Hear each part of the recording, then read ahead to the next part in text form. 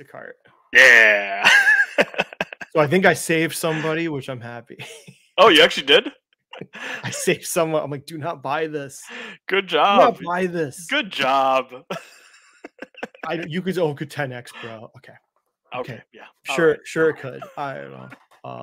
If people understood how long it took them to go public, there's a reason why it took Instacart years to go public. So it plunged. It went up to like 40. Would it come out at 30 or 31? It went up to 40-ish. Yeah, It's plunged back. Now I think it's negative now. Yep. So there you go. Unsurprising. You couldn't get puts and you couldn't short it. You couldn't do nothing. And even then, it still went down. We were laughing because I don't know if I can. I don't think the sound will work for this, but probably people can't hear this. Yeah, because there's the CEO. Yeah. So, anyways, you can watch if you want to go watch this clip. So they're like, "Well, why are you going public?" The presenter, the first question, and she's like, "We're going public to give liquidity to our employees. We don't need to raise cash." That was her answer, and I'm like, I said to Bacon, I'm like, that's not the answer I want to hear as an investor. That you're only going public to give, like an incentive to your employees because you pay them like crap. So you want them to have stock options. So I'm like, okay, so you're going to pay now your gig employees you barely paid in the first place. Now you're going to like offer them stock incentives so you can pay them less. I don't know. I didn't like that answer. So she's got a great French accent though. I gotta say. Okay. It's awesome. I'll give the video a shot. So this was an interesting 6 takeaways from the IPO filing. So they talk about like the profitability, but mind you, so they were not profitable for a long time. Oh yeah. They hit profitability very recently because of COVID. And surprisingly, a company that buys groceries for you did really well during a lockdown. So they tried to go public during the COVID run, but for some reason, I don't want to get into it. It didn't work. Yep. It was like a $20 billion or some crazy valuation. It didn't go through. So then they come out this time at like half the valuation because now they're profitable, right?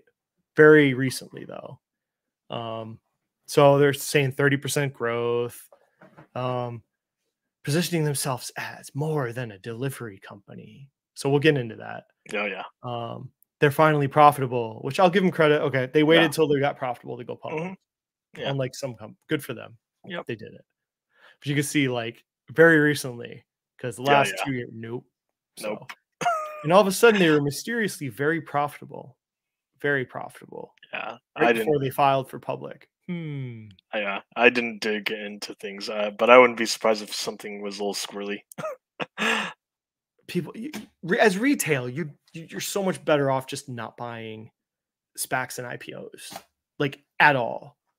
Yeah. Like why do you need to buy these? Like, and I know the excitement, they get the excitement driven up. Some certain YouTubers are going to feed you that garbage because it's the story of the week, probably pops on the algorithm, but most of the time it's pretty shitty. Oh yeah. Yeah. So they're watching the impact of the Kroger Albertson merger. That's a big partnership for them. Yep. The order values. So I don't want to get in this too far because I don't really want to buy it. Well, come on, like groceries are notorious for their quote unquote amazing margins. So this is interesting though. Okay. So Pepsi got into the deal with preferred shares. Oh. Did you know that? I did not. Huh. Convertible. Oh. Preferred stock. Very interesting. So it was in their filing. So I don't know if anyone mentioned that actually. I didn't hear anybody talk about that. Yeah.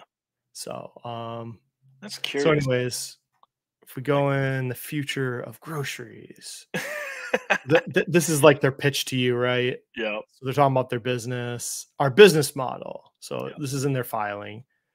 Talks about what they do. Advertising is their revenue source primarily. So they get fees from the grocer. They get fees from the customer. Yeah. Then they get the advertising revenue from the platform. Yeah. It's like a 3-headed monster. Yeah. Advertising is like 30%. I think I read. Yeah. Advertising grew. It's 31% of the total revenue at this point. Hmm. It's not so it's pretty stable the last few years, about 30% of their whole revenue. Advertising, I didn't see the breakdown between the rest of it between the grocers fees and the customer fees. I don't Hmm. know that breakdown necessarily. Yeah. Um, It's so they're going to sell you that there's not a ton. The total addressable market of IT grocery spending is huge. I'm sure they have it in here somewhere because no one's doing that. But I don't know. I grocery just as a service. this is where like before you even value the stock, like I just think about this. Yeah. Like this company, like just take it in. It's a gig tech company, right? For Yeah. groceries. Groceries have terrible margins. Yes. So I see so the grocery stores couldn't pay them a big fee if they wanted.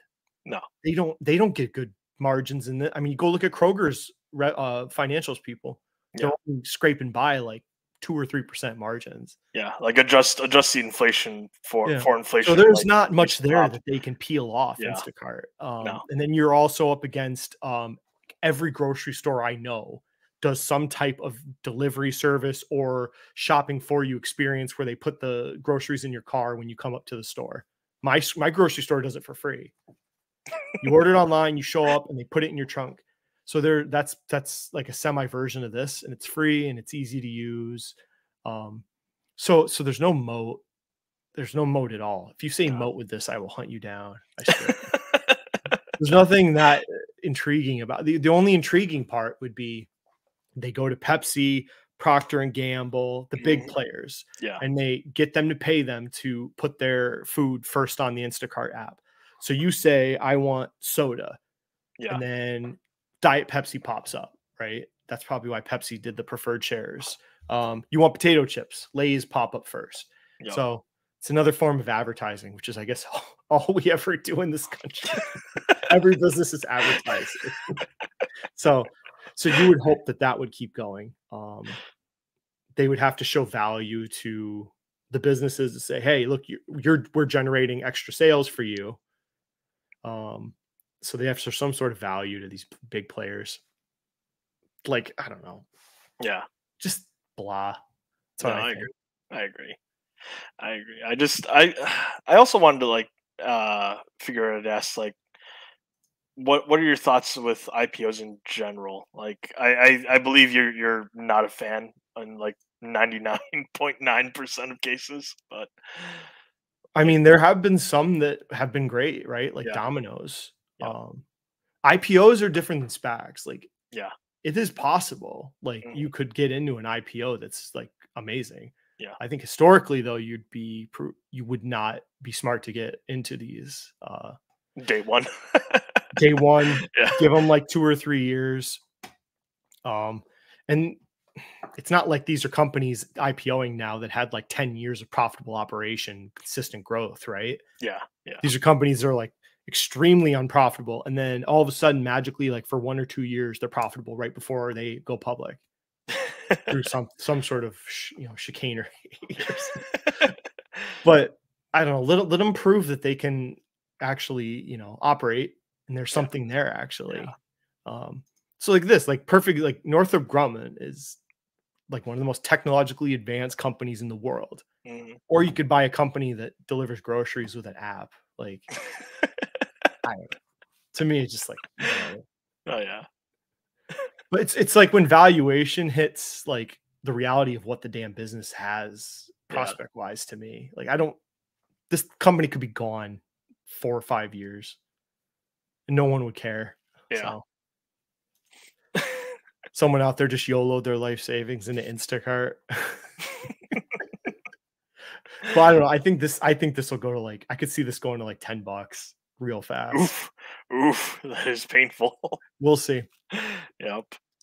Oh yeah. But if you I don't know, if you think put a little spec into it, good for you. I think it's extremely overvalued. So be it. Oh yeah. Who loves it? I'll listen to her interview tonight. Oh Yeah, yeah, the yeah. Instacart CEOs. Yeah, their CNBC speech. She should do Oh, audiobooks. Like, friggin' I'd listen to her. oh, She got dang. that thick accent. Fallback career choice. Like Stathis new cart would tank. Oh, Oh jeez. my god, who saw that coming? Instacart will 10x when all the layered off tech oh, get that out. Oh god. Can't get to the store, so you have to use Instacart, huge moat. Oh, I like grocery shopping. I don't know if I'm weird, but I like to see and touch my No, oh, I there agree. goes Sam's got me. I like Yep. to touch my food. No, but that's a real thing though. Like there's a reason why grocery stores have been able to endure the wrath of Oh, here you Amazon. go. I can't talk about Northrop because it doesn't sell ads, so it is not an approved stock Yeah. in the community. You can only talk about ad businesses. Yeah. Warren Buffett here. Oh, Yeah. good god. Oh yeah. Yeah. People are coming. People are coming. Oh, wait, People are that's here. his real name? Oh, No. we got him. Yeah. Hook, line, sinker. But this is fun. Like I always I did this. What was the other Stanley Black and Decker was a Oh lot. yeah. I do this as part of research sometimes. Okay. Go to Indeed and Hmm. you can get reviews of people that worked at the companies. Yeah. So, is it the most important thing you look at? No, obviously not. People No. go, "Who cares?" I'm like, okay, it's not as important as financials, but kind of gives you a sense of what's going on at the company. Yeah. Like something should not be overly positive or overly negative. Hmm. Obviously, people gripe more than they're positive. I get it, but Yeah. this is just funny. Like you just look low pay. Well, this guy liked it. Terrible company, flexible, inconsistent, 2 stars, low paying. It's okay. Well, that's not a great thing to say. Yeah. Fun, full of drama. Work on your own time. Okay, wouldn't do it again. Shameless, unbothered management, low pay. So you get a kind of feel for Yeah. some of these. Um, I mean, it's a gig job, so I don't know if anybody's who's shocked about this. No. It's a gig job, you Sadly. know, right? Yeah. I hate that those jobs skirt. I don't want to get into it, but they skirt labor. I'll just say these gig companies skirt labor laws. Oh yeah. Yeah. I agree. I hate it. I agree. I work in this labor space for the government, and I hate all these companies. They the way they abuse their they're not calling them employees, and Yes. I hate that. All right, so here we are, December. What you just watched was from the original video. I did a live stream in September during the IPO of Instacart. So I thought it'd be good to pull this. So you can see here. Let me pull that side. Instacart. So this is just talk about the stock. So the stock started, it went public around $35. And I said, don't buy this. Don't buy this. It doesn't make sense. So here we are today. If you ignored me, you're down 30% at this point.